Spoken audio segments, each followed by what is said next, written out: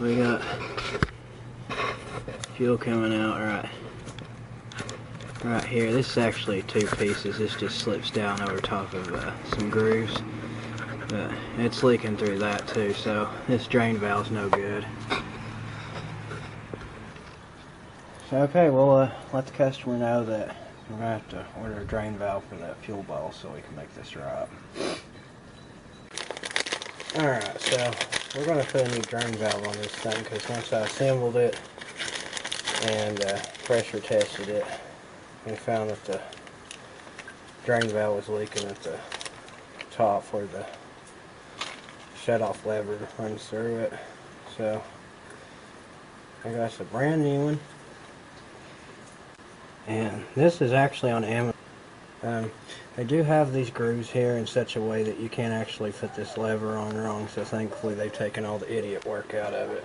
But depending on what year 7.3 you got, it could be 2 or 4 bolts. So definitely look real hard and make sure that you're getting the right one.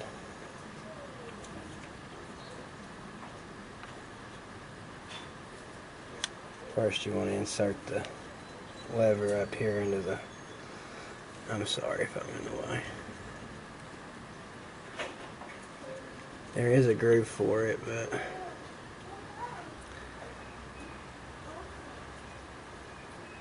so be careful what you're doing.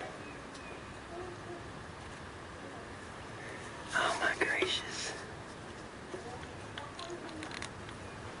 Okay, there we go. Had it turned just a little too far in one direction. And I had it turned too far in the closed position there, and he didn't like me for that. So there's nothing to it.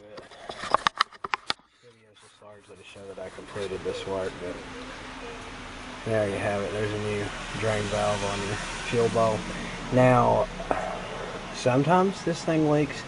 This thing, I don't know if I got it on video or not, but somebody actually had some kind of gasket between this, and I mean it was completely...